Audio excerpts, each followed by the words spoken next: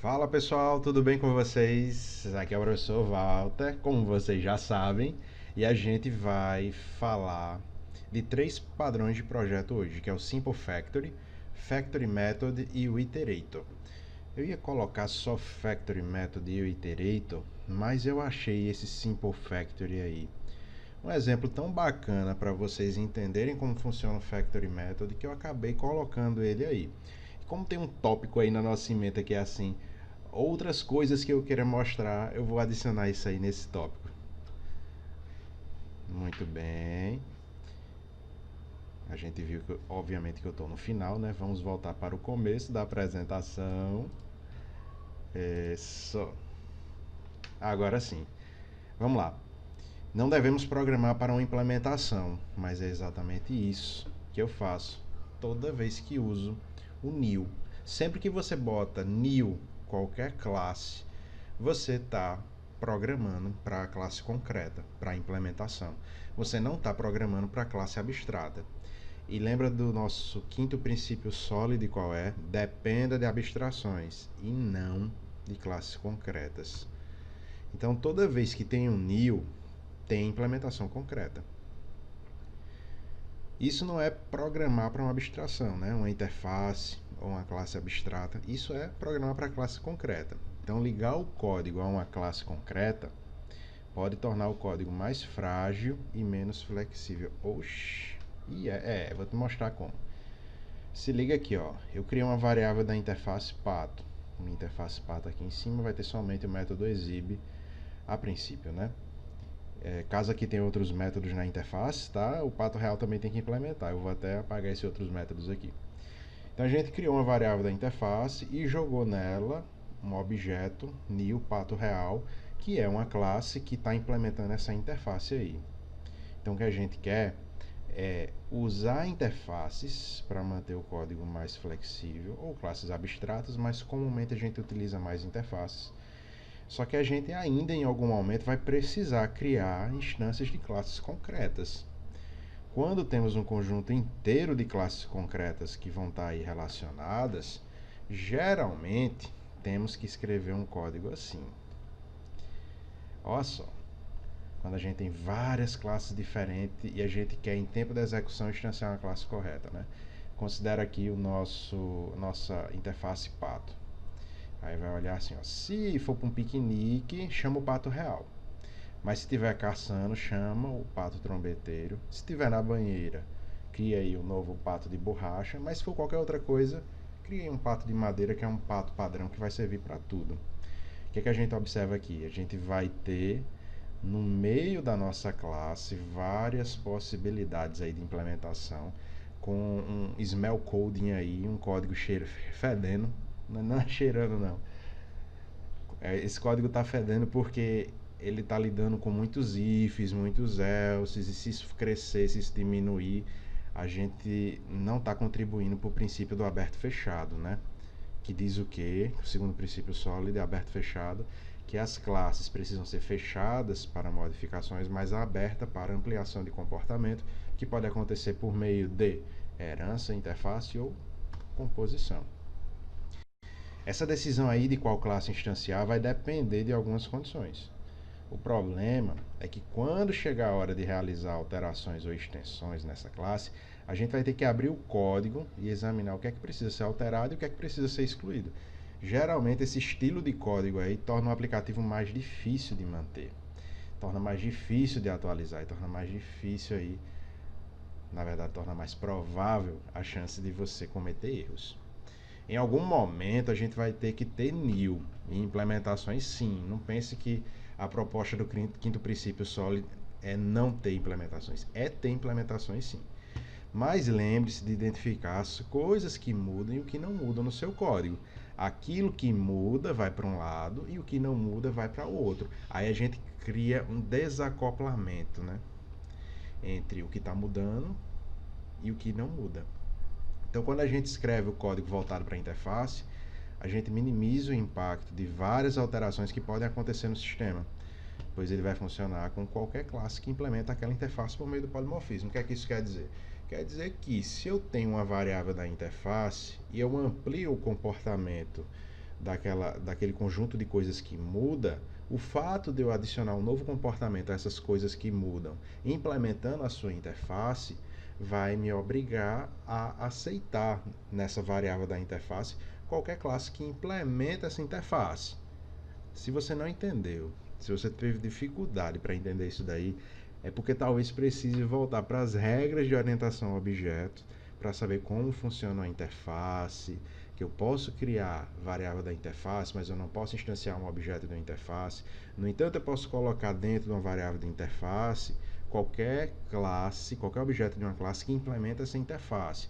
É óbvio que tem algumas limitações, né? Porque a gente só vai poder chamar os métodos que estão ali na interface, mas mesmo assim a gente consegue deixar essa classe aqui que tem a variável da interface sem modificar ela.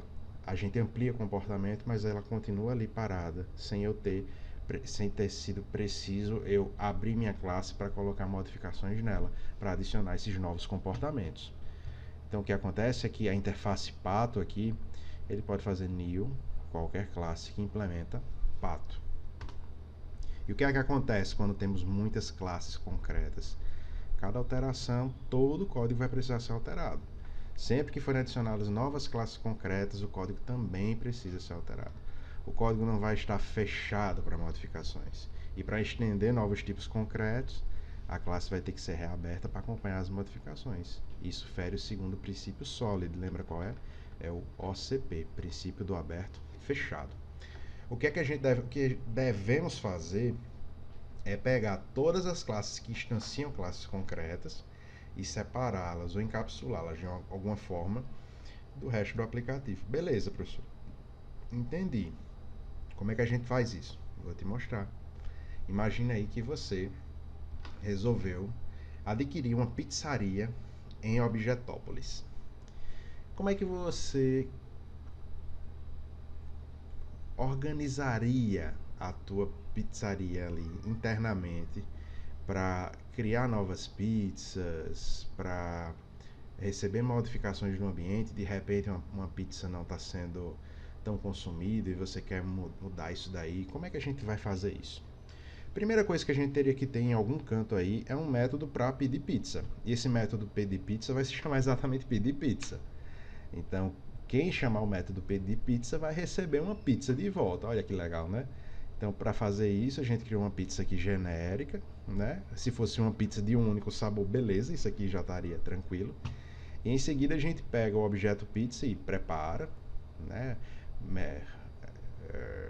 Sova a massa, estica, bota o recheio, faz aquele negócio todo, bota passar, corta, coloca na caixa e despacha essa pizza aí para o entregador. O problema é que aqui a gente tem que ter mais de um tipo de pizza, né? Se fosse só uma, beleza, mas não é o caso. Então a gente vai modificar esse método aí para receber argumento do tipo de pizza que ele vai criar. Do tipo assim, ó. Quando eu chamar agora pedir pizza antes não tinha argumentos, ó. Tá vendo aqui que não tem nada? Agora ele vai receber um argumento string, que é o tipo da pizza. Então, quem tiver lá na classe principal, dizendo, chamando aí, ó, eu quero pedir pizza calabresa, então vai passar calabresa para essa variável tipo aqui. Então, na hora de criar a variável, tá, beleza, eu crio essa variável, né? Pizza aí em verde. Aí eu vou verificar o tipo, ó. Se o tipo for igual a calabresa, aí eu vou instanciar a minha classe pizza calabresa. Agora, se for igual a mussarela, e sim, mussarela está escrito corretamente, depois você olha no dicionário, você vai instanciar aí pizza mussarela. Ou se for frango, aí a gente bota instanciar o frango. Em seguida, mesma coisa, ó, preparar, assar, cortar, colocar na caixa e despachar essa pizza. O que é que a gente observa? Que com base no tipo de pizza, a gente vai instanciar a classe concreta aqui correta.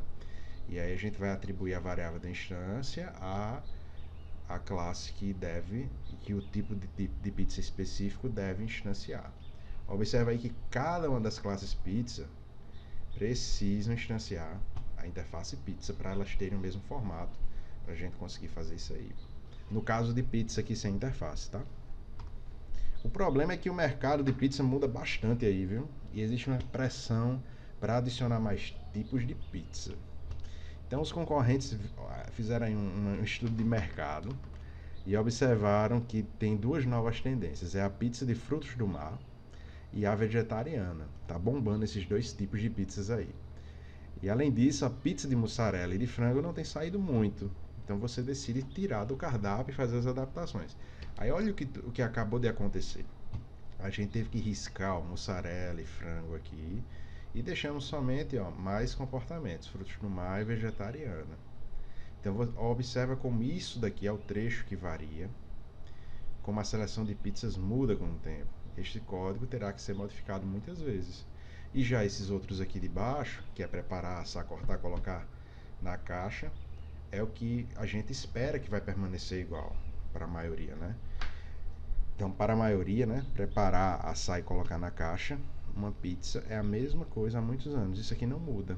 Então, não esperamos que esse código mude, apenas as pizzas que ele vai operar. Quando o método pedir pizza lida com qual. É isso, beleza. Eu vou cortar não, vou deixar, vou continuar assim, viu? É que às vezes a gente perde o fôlego no meio da aula. Quando o método pedir pizza lida com qual classe concreta será instanciada, a gente não está evitando que ele esteja fechado para modificação. O método pedir pizza, ele não deveria lidar com instanciação de classes. Tem duas responsabilidades dentro dele, né? Agora que a gente já sabe o que é que varia e o que não varia, como é que a gente pode encapsular essa função aí? A primeira coisa que a gente vai fazer é tirar a criação de objetos aí do método pedir pizza. E em seguida a gente vai criar uma classe que vai fabricar pizzas. Vai ser uma factory aí. A gente vai chamar ele de fábrica simples de pizza.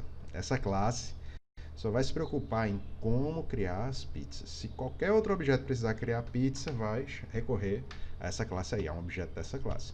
Aí agora, sempre que o método pedir pizza precisar criar uma pizza, vai pedir a um objeto, fábrica simples de pizza, para fazer uma pizza. Olha como é que vai ficar agora. A minha classe, fábrica simples de pizza, vai ter um método criar pizza, que retorna um objeto da classe pizza, ou a interface da classe pizza. É porque eu ainda não mostrei aí se pizza é classe ou interface. E o que é que ele faz? Como fábrica simples de pizza só tem um método que é criar pizza e ele recebe como argumento o tipo, então a gente joga todas aquelas regras de if else aqui. E caso tenham outras, a gente vai adicionando aí. E ao final ele vai instanciar aí corretamente e vai retornar a pizza que foi instanciada com o tipo correto. Então a gente já cria uma separação, né? Criamos essa classe aí, fábrica simples de pizza, que vai ter o método criar pizza, e a gente já pode organizar a pizzaria, né? E aí, caso agora eu crie a classe pizzaria, minha classe pizzaria vai ter como variável de instância uma fábrica simples de pizza, que eu chamei de fábrica.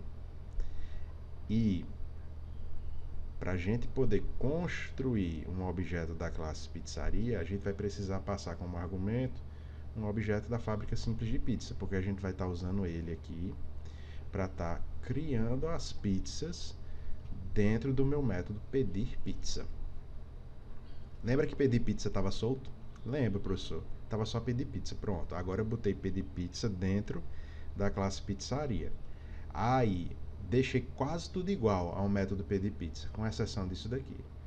Na hora de criar uma pizza, eu uso a fábrica, que é um objeto da fábrica da classe fábrica simples de pizza, e eu chamo o método dele criar pizza passando o tipo como argumento. Então esse método pedir pizza vai usar a fábrica para construir novas pizzas. E o resto a gente deixa igual, ó, preparar, assar, cortar, colocar na caixa. Eu botei um do lado do outro para economizar espaço. E por final retorno. Esse método aqui não muda mais. A gente conseguiu construir aí agora um método que é fechado para alterações, porque caso eu queira ampliar os comportamentos aí de pedir outros tipos de pizza, a gente modifica isso dentro de fábrica simples de pizza. Então, dessa forma, a gente substituiu o operador new, que estava aqui nessa pizza, era aqui new alguma coisa, dependendo dos if. Então, a gente substituiu o operador new por um método de criação no objeto da fábrica. E a gente evitou aqui uma instanciação concreta. Isso aí é o que é o padrão conhecido por Simple Factory. Isso daí é o padrão Simple Factory. Existe um conjunto de padrões factories, tá? Embora a fábrica simples não seja considerada um padrão de projeto pelo nosso livro aqui do Use a Cabeça, no capítulo 4. Ele faz uma menção honrosa, diz assim, olha, ele não é padrão, mas ele merece ser mencionado. Só que quando a gente vai atrás, por exemplo, no DevMedia de padrões de projeto, os artigos que ele tem lá, ele chama tudo isso daí de padrões factory. Aí ele diz que tem Simple Factory, Factory Method e Abstract Factory. São os 3 padrões factory. Já esse não é Game of Thrones não, viu meu filho? É Gang of Four. O GOF aí é desse livro aqui, de padrões de projeto, do... Eu só lembro o nome do primeiro, do Eric Gama. Nesse daqui, essa galera aqui foi o primeiro livro que reuniu 23 tipos diferentes de padrões de projeto num canto só, num único livro. Aí ele definiu 3 classes de padrões de projeto. Eles podem ser de criação, estrutural e comportamental. No caso, Factory Method e Abstract Factory são padrões de criação de objeto.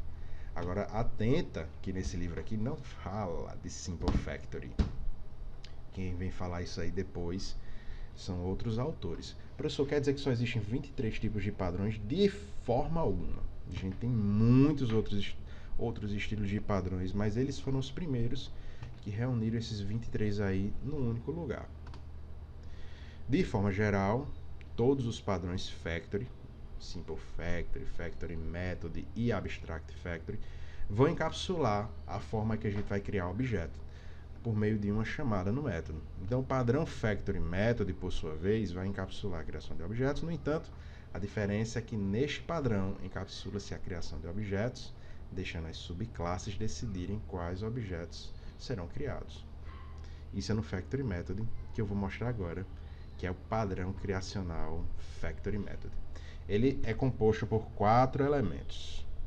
A gente vai ter essa classe Creator aqui, que ele pode ser classe abstrata ou pode ser interface, mas é algo que é abstrato.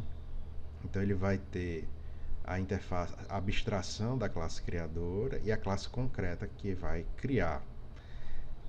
E vai criar o quê? Vai criar o objeto. E aí do outro lado a gente vai ter a abstração da classe produto e a gente vai ter o produto concreto. Como é que vai funcionar isso? Vou mostrar para vocês. Significa, né, que se eu implementar aqui a classe com produto concreto, eu tenho que pegar as regras da abstração produto. Se eu implementar uma classe concrete creator, eu vou ter que implementar o método que existe lá em creator, que no caso aqui é o factory method, que é o que eu vou falar nesse slide aqui, ó. Ele retorna um produto. Então ele é um método de criação para um produto. A classe abstrata creator vai definir um método fábrica abstrata ou factory method, que as subclasses que vão implementar essa abstração, ou subclasses ou classe que implementa a interface. Então eles vão ter que implementar esse método aqui que está assinalado ali em cima como uma assinatura ou numa interface ou numa classe abstrata, né? Porque quando a gente é uma classe que implementa a interface, a gente é obrigado a implementar os métodos daquela interface. E aí a gente tem que dizer a regra aí para criar um produto em Concrete Creator, especificamente no Factory Method. É possível ter outros métodos aqui também, viu? No Creator. Caso tenha mais algum, pode ficar ali em cima também. Outros comportamentos. Normalmente o método Factory Method do Creator também possui um product abstrato, que é produzido por uma subclasse Concrete Creator. Essa parte aqui de baixo. Nota-se que cada Concrete Creator produzirá seu próprio método de criação. Professor, eu não entendi nada. Vamos para o exemplo. Vou mostrar as classes sendo criadas a partir desse exemplo. Inicialmente, definimos os produtos abstratos e concretos que serão usados pela Factory. É como, por exemplo, eu crio a abstração da classe pessoa, que seria o equivalente aqui ao produto, e vai ter nome e sexo, são as regras aí de criação da abstração desse produto. E exemplos concretos de pessoa seria mulher e homem. Caso tenha outra coisa depois, a gente coloca também essa outra coisa depois, estendendo pessoa ou implementando uma interface, tá? A diferença aqui é que a gente, na hora de criar uma mulher, a gente vai fazer uma saudação feminina. E na hora de criar um homem, a gente faz uma saudação masculina. Então, desse lado de cá, a gente está vendo pessoa como sendo a classe mais abstrata, mulher e homem, que são filhas da classe pessoa, vão estar implementando concretamente essa pessoa. Massa. E aí, em tempo de execução, a gente não sabe quem vai ser chamado. Ao invés de termos ifs e elses nesse cliente aí, a gente vai ter toda a lógica de decisão aí na factory pessoa, onde eu crio aqui um get pessoa, que vai receber nome e o sexo. Se o sexo for M, retorna um novo objeto da classe homem. Se o sexo for F, retorna um novo objeto da classe mulher. Professor, como é que ficaria o teste disso daí? Então, ficaria assim, a gente criaria um objeto da factory pessoa, vai criar um objeto disso daqui. Vamos criar nome e sexo, que é Carlos e M, e vamos pegar o get pessoa. O get pessoa aqui está funcionando como um factory method, que ele vai instanciar ou um homem ou uma mulher, dependendo do que ele receber como argumento, ou qualquer outra coisa aí, se tiver outros ifs aí. Então, baseada na condição do sexo, temos a criação do objeto homem, que faz a saudação correta. Veja que toda parte da decisão, a sujeira, né, do código, fica tudo na fábrica para que ela possa decidir o que fazer. Tem algumas vantagens em usar o Factory Method. Primeiro, é que ele é bastante utilizado em diversos projetos, até mesmo nos casos em que temos apenas um Creator, pois mesmo nessas condições o padrão nos oferece um meio de desligar a implementação de um produto. Essa expressão desligar as classes é muito comum entre os padrões de projeto para referenciar esse desacoplamento. A gente adiciona ou altera produtos, isso não vai afetar a classe Creator, pois eles não estão fortemente ligados.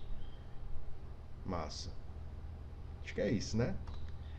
Ah, tem uma implementação aqui. Eu ia fazer essa implementação para vocês, mas eu achei um outro exemplo desse camarada aqui implementando o Factory Method para mensagens SMS por e-mail ou outros tipos de mensagem. Fica aí também para vocês verem como acontece essa implementação.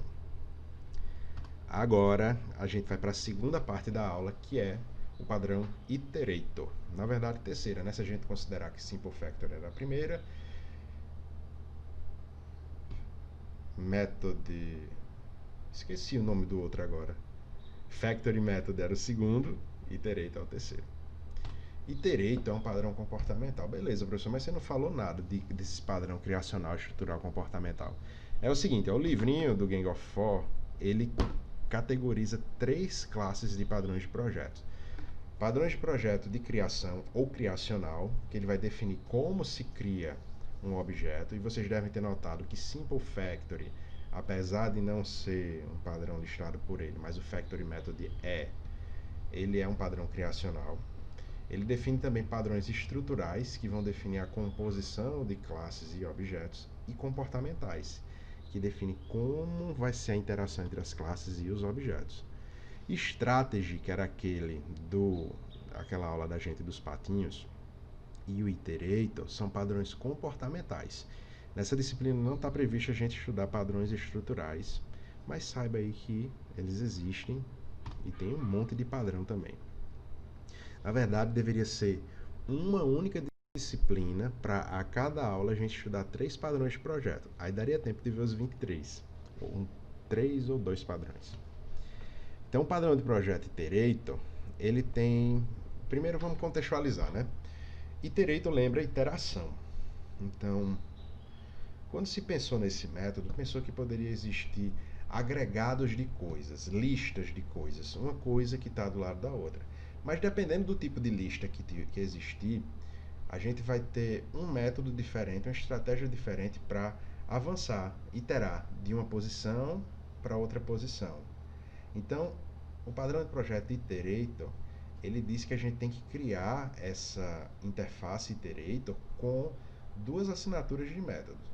Um next, que é para sair de uma posição e ir para a próxima posição, desse agregado, dessa lista. Eu vou falar muito lista, tá? Mas pode ser outras coisas além de uma lista, para ficar mais concreto para vocês entenderem. Então ele pode sair de uma posição da lista e ir para outra posição. E ele também vai implementar um outro método que é o hasNext. HasNext é booleano. Ele diz assim, não é void ali não, é booleano. O DevMedia coisou errado ali, que eu tirei essa figurinha do DevMedia. Ele é booleano porque ele diz se você chegou ao final ou não chegou ao final. Basicamente é porque a gente vai usar esse método hasNext para verificar se a gente chegou ao final de uma lista, de um agregado de coisas. Professor, então deixa eu ver se eu entendi. Se eu quiser percorrer uma lista, qualquer tipo de lista, eu posso fazer o padrão iterator, que eu vou conseguir chamar o método next e hasNext para passear por todos os elementos da lista e verificar se eu estou na posição final da lista. Exatamente, você entendeu muito bem, parabéns. Então, o padrão de projeto iterator tem como objetivo encapsular uma iteração de uma lista, passar para a próxima posição. Esse padrão depende de uma interface chamada iterator, e a interface tem esses dois métodos, next para iterar para o próximo elemento e o hasNext para verificar se existem mais elementos para serem iterados. Como é que a gente faz a implementação do iterator? Então, basicamente, a gente pode criar uma classe aqui, o menu iterator, e pelo fato dessa classe implementar essa interface, ela obriga a fazer a implementação do next e do hasNext. Muito bem. Então, depois de criar a interface, a gente pode implementar em qualquer tipo de coleção. Matrizes, listas, hash tables, ou se você quiser criar uma nova coleção aí, você também vai poder iterar por ela por meio dessa interface. Que é genial isso, sabe? Porque quanto mais classes de coleções implementam o iterator, a gente pode passear por qualquer uma dessas classes sem precisar conhecer métodos específicos para percorrer ela. Isso daí é genial. Como é que vai ficar a implementação? Primeiro a gente vai ter a interface iterator. Ele bota aqui um hasNext, né, para ter um retorno booleano, porque se não tiver próximo ele retorna falso, tá? Por isso que é boolean esse retorno dele. E o next indo para o próximo objeto. E olha como ele bota como utiliza a classe object para dizer que pode ser qualquer tipo de classe da hierarquia Java. Então vai ser o seguinte, ó. A classe menu iterator vai implementar a interface iterator. E esse menu item é o que? É porque a gente está criando aqui do lado a gente vai criar uma coleção de menu item. Mas aí menu item é uma classe que só tem nome. Mas poderia ter várias outras coisas aí dentro. A gente pode ter uma tupla de um banco de dados aí com vários campos, por exemplo. Mas a gente bota só o nome. No exemplo só tem o nome para simplificar para a gente entender como é esse fluxo. Então, menu iterator é composto de duas coisas. Lembra muito estrutura de dados isso. A gente vai ter uma posição, uma variável posição que vai servir para me dizer em qual posição eu estou a cada iteração aí. E um menu item que é um vetor. Um vetor de quem? Dessa classe aqui, ó. Significa que menu item vai ter, os itens, né, aqui, né, vão ter uma quantidade de elementos de itens aí que ainda não foi instanciado. Se a gente observar o construtor, você vai ver outra coisa. O construtor de menu iterator, ele diz que você vai ter que receber aqui um new menu item com valores para poder instanciar isso daqui. Só adiantando um pouquinho, vai ter que ficar assim, ó, new menu item 4. Aí ele vai conseguir fazer a construção e jogar o tamanho que esse vetor de itens vai ter. Ele implementou também, ó, o next, método next, que é o que passa para a próxima posição. Ele vai pegar um menu item, que é o que ele vai retornar, né, o objeto do menu item, vai pegar a posição que ele está e vai incrementar de 1. Aí ele incrementa de 1 e retorna. Já o hasNext aqui verifica se a posição que está salva lá é maior ou igual ao tamanho da lista, lembrando que o tamanho da lista vai sempre pegar um valor a mais, ou ele tem uma posição como null. Se isso acontecer, ele retorna falso. Se não, ele retorna true, dizendo que tem um próximo elemento. Como seria fazer uma exibição de menu itens aqui sem usar a interface iterator? Eu teria que criar um for que ia de i até menu itens.length, como a gente fez em Java aí. Na verdade, vocês fizeram com outro professor. Como vocês fizeram com ele, um for simples para iterar num vetor, num array de objetos. Agora, se a gente sabe que tem ali a classe implementada, a classe iterator, quando a gente sabe que menu iterator, olha o menu iterator aqui embaixo, ele implementa a interface iterator, então ele criou um novo menu iterator com esse menu itens aqui, ó. E quando ele jogou esse menu itens lá dentro, ele agora consegue, dentro de um while, usar o método hasNext. Você já deve ter visto em alguns códigos Java isso daí. Enquanto tal objeto .hasNext, enquanto não chegar ao final dele, a gente vai fazer a exibição, vai percorrer. E aí ele vai chamar o método next para chamar para próximo item que está na nossa lista. Então, basicamente ele vai criar um objeto menu item aqui, é ele que vai ser exibido, o meu item.nome, para exibir esse nome. E no menu iterator.next, como o método next retorna um objeto da lista, aí por esse motivo ele está tendo um casting aqui para menu item, para poder retornar um objeto, um elemento dessa lista. Basicamente a gente só vai utilizar no padrão de projeto iterator o next e o hasNext.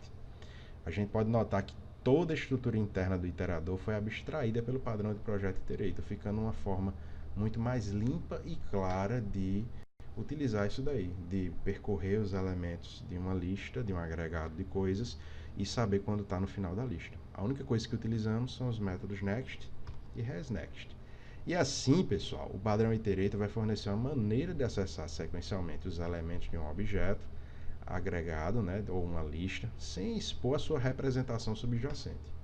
Portanto, temos que o padrão iterator permite acessarmos um a um os elementos desse agregado aí, mesmo sem saber como eles estão sendo representados. Assim, torna-se relevante saber se a coleção de objetos está no ArrayList, no HashTable ou em qualquer outra coisa. E aí, pessoal, a gente chega no final da aula de hoje. Notem que eu falei difícil algumas vezes. Se você sentiu dificuldade em entender algumas coisas que eu falei, se tiver dúvida, manda mensagem para mim. A gente tenta dar uma olhada, tenta ajudar vocês. O nível da aula, do meu discurso, está sendo um pouco mais alto, porque essa é a última aula do semestre. Então a gente tem que, a essa altura, já ter dominado muito bem como funciona o paradigma orientado a objeto, porque se a gente não tem esses pilares, fica difícil entender como vão acontecer esses padrões, como eles estão se comunicando, por que é que quando eu implemento a interface, eu tenho que implementar na classe concreta aqueles métodos. Mas eu creio que a gente aprendeu muita coisa interessante no decorrer de todas essas aulas de ADP, que são as siglas da disciplina, né? Arquitetura e Design de Projetos. E a gente fica por aqui. Essa foi realmente a nossa última aula de conteúdo. Nós, semana que vem, vamos provavelmente ter uma aula ao vivo com alguma atividade de revisão ou dúvidas. Eu ainda estou elaborando isso essa semana. E a gente mantém aquele contato por mensagem lá no Blackboard, beleza? Ou caso seja algo mais urgente ou menos urgente, pode falar também comigo pelo WhatsApp. Beleza, pessoal? A gente fica por aqui e até a aula de revisão agora. Estudem, viu?